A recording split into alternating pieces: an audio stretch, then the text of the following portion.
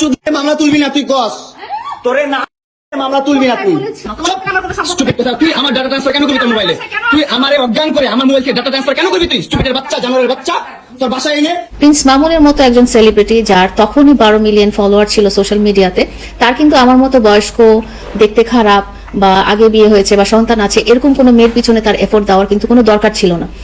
তার অনেক মেয়ে ছিল, বাট সে আমাকে টার্গেট করেছিল বিকজ সে একটা সোশ্যাল একটা অবস্থানে উঠে আসতে চায় এবং শক্ত একটা খুঁটি যাতে পায়, সেই জন্যই সে কিন্তু আমাকে টার্গেট করেছিল। আমি আসলে একটা কথা সবসময় বলি যে যারা প্রতারক তারা দেখতে যেমন সুন্দর হয়, তাদের কথাবার্তা খুব কনভিন্সিং হয়, তারা জায়গা বুঝে, অবস্থান বুঝে, সময় বুঝে তাদের কথার ধরনও পাল্টে ফেলে। সে যেমন আদালত প্রাঙ্গণে যে সে তখন খুব গরিব হয়ে যায়, সে তখন ক্ষমতাহীন হয়ে যায়, সে তখন ছোট মানুষ হয়ে যায়।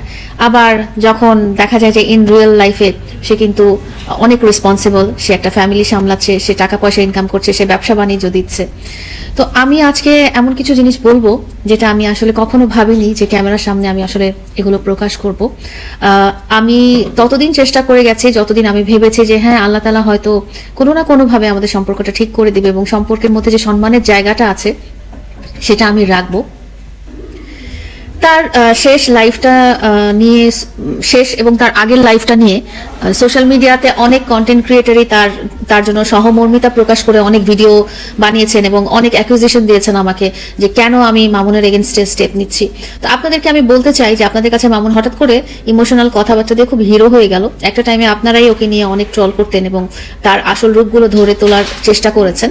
তো যারা ভুলে গেছেন ব্যাক টু 2020-2021 সালের কথা, তাদেরকে আমি মনে করিয়ে দিতে চাই যে কিশোর গ্যাং 143 গ্রুপের লিডার প্রিন্স মামুন। আমি এই মুহূর্তে টের পাচ্ছি যে প্রতারকরা আসলে জায়গা বুঝে বুঝে তাদের চাল এবং তাদের কথাবার্তা, তাদের অ্যাক্টিভিটিস পরিবর্তন করে। ওই সময় তার একটা বছর সে আমার পিছে ঘুরেছে। প্রিন্স মামুনের মতো একজন সেলিব্রিটি যার তখনই 12 মিলিয়ন ফলোয়ার ছিল সোশ্যাল মিডিয়াতে, তার কিন্তু আমার মতো বয়স্ক, দেখতে খারাপ বা আগে বিয়ে হয়েছে বা সন্তান আছে এরকম কোনো মেয়ের পিছনে তার এফোর্ট দেওয়ার কিন্তু কোনো দরকার ছিল না। তার অনেক মেয়ে ছিল, বাট সে আমাকে টার্গেট করেছিল বিকজ সে একটা সোশ্যাল একটা অবস্থানে উঠে আসতে চায় এবং শক্ত একটা খুঁটি যাতে পায়, সেই জন্যই সে কিন্তু আমাকে টার্গেট করেছিল। তো আমি আপনাদেরকে বলতে চাই, আপনারা যারা ভুলে গেছেন 2021 সালে শিশি মারু নামের একজন টিকটকার ছিল যে একটা মেয়ে ফ্যানকে ময়মনসিংহ বা গাজীপুর থেকে ঢাকায় ডেকে এনে তখন টিকটকের উপর খুব নেগেটিভ একটা ইম্প্যাক্ট পড়েছিল। মামুনকে খুব গরিব, অসহায় এবং তার ফ্যামিলিতে প্রতিবন্ধী ভাই বোন এবং সে একমাত্র উপার্জনক্ষম এবং সে সুন্দর ড্যান্স করতে চায় এবং সে শাকিব খান হতে চায়। এইসব দেখে আমি আসলে খুব মায়া পড়ে গিয়েছিলাম এবং আমি ভেবেছিলাম যে হ্যাঁ ঠিক আছে, সে যদি আমার সামাজিক অবস্থান বা অর্থনৈতিক অবস্থান তাকে কোনো একটা লিফট দিতে পারে, সে যদি একটা ভালো অবস্থানে যেতে পারে, সে যদি এডুকেটেড হতে পারে, সে যদি পড়ালেখা করে নিজের ক্যারিয়ারটা গড়ে নিতে পারে, সেই হিসেবে কিন্তু আমি তাকে সাপোর্ট দিয়ে আসছিলাম এবং সাপোর্ট দেওয়ার মনোভাবটা কিন্তু আমার মধ্যে ছিল। তো আমি তাকে তার জায়গা থেকে এনে আমার অবস্থানে নিয়ে এসেছিলাম এবং তাকে পড়ালেখা করেছিলাম এবং তার যা দরকার একটা মানুষের এনআইডি কার্ড বলেন বা যেটা দরকার এডুকেশন কোয়ালিফিকেশন বলেন, যতটুকু সাপোর্ট দরকার, এবং তার মধ্যেও তার মনের অনেক কিছু ইচ্ছা ছিল। তার বাড়ি থাকবে, গাড়ি থাকবে, তার গ্রামের বাড়ি হবে বা তার ফ্যামিলি স্ট্যাটাসটা ঠিক হয়ে যাবে, ফ্যামিলির সবাই খুব সলভেন্ট হয়ে যাবে, এসব ব্যাপারেও ফিনান্সিয়ালি কিন্তু আমি সাপোর্ট করেছি অ্যাজ এ লাইফ পার্টনার। তার সাথে আমার সম্পর্কটা যেহেতু এখনো একটা আইনি প্রসেসের মধ্যে চলছে, তো সম্পর্কটার কথা আমি এই মুহূর্তে ক্লিয়ার করে বলছি না। যখনই তদন্ত শেষ হবে বা যখনই একটা বিচার কার্য প্রক্রিয়া শেষ হবে তখনই আমি খুব ক্লিয়ারলি বলতে পারবো, কারণ তাহলেই আপনারা সত্যিটা জানতে পারবেন। তো আমি আসলে বলতে চাই যে প্রিন্স মামুন এবং প্রিন্স মামুনের মা এবং তার পরিবার আমাকে দাবার খুঁটি হিসেবে ব্যবহার করেছেন তাদের বিভিন্ন অপকর্ম ঢাকার জন্য। যেহেতু প্রিন্স মামুন আমার জীবনসঙ্গী, তো 2023 সাল থেকে কিন্তু আমি ওর সাথে ভিডিও করা শুরু করি।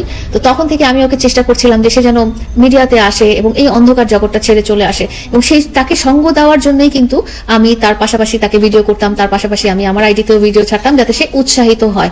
আসলে তো আমি নিজে একটা কর্পোরেট ওয়ার্ল্ডের বাসিন্দা এবং আমার এই কর্পোরেট ওয়ার্ল্ডে আসলে ভিডিও করার কোনো দরকার নেই, কারণ প্রিন্স মামুন আসার আগেও আমার একটা খুবই জৌলসপূর্ণ জীবন ছিল এবং এখনো আছে। এবং একটা জিনিস দেখবেন যে প্রিন্স মামুনের যতই, আপনারা তো দেখেছেন যে আমাকে মেরেছিল, এবং যতই অপরাধ আছে না কেন আমি যখনই সেটা সোশ্যাল মিডিয়াতে প্রকাশ করতে চাই তখন একদল গ্রুপ জিনিসটা ট্রলের পর্যায়ে নিয়ে যায় এবং জিনিসটা যাতে সিলি হয়ে যায় বা লোকজনের কাছে গ্রহণযোগ্যতা হারায়, সেই হিসেবে তারা ভিডিও করতে থাকে। প্রিন্স মামুনের এগেইনস্টে যখন আমি শারীরিক নির্যাতনের মামলা করলাম তখন বাংলাদেশের সমস্ত বড় বড় টিকটকার কিন্তু প্রিন্স মামুনের ফরে হয়ে ভিডিও করলো। একটা জিনিস দেখলো না যে অপরাধ যেটা করা হয়েছে সেটা অপরাধী, সেটা কোনোভাবে ট্রলের ব্যাপার ব্যাপার না, এবং সেটা আইনত দণ্ডনীয় অপরাধ সে আমার সাথে করেছিল। কিন্তু তারপরেও দেখা গেছে যে বাংলাদেশে মিলিয়ন 7-8 মিলিয়ন্সের ফলোয়ারের অধিকারী টিকটকাররা এই জিনিসটা খুব সিলি পর্যায়ে নিয়ে গেছে, এবং তারা একটা হাস্যরসাত্মক, একটা ব্যঙ্গাত্মক একটা মানে ইভেন্টে পরিণত করেছে, যে আমাকে মেরেছে সেটা নিয়ে ওরা ফানি টিকটক করেছে। এবং ওকে আমি ও যে আমার উপর শারীরিক অত্যাচার করেছে সেটার এগেনস্টে যখন আমি অভিযোগ করেছি, তখন তারা পুরো মিলিয়ন ফলোয়ারের টিকটকাররা বা সোশ্যাল মিডিয়ার যারা কন্টেন্ট ক্রিয়েটার আছে, যারা 143 গ্রুপের সদস্য, তারা আমার এগেনস্টে একটা মিডিয়া ট্রায়াল, একটা না অনেকগুলো মিডিয়া ট্রায়ালের সৃষ্টি করে, যাতে পুরো সোশ্যাল মিডিয়াটা আমার এগেনস্টে চলে যায়।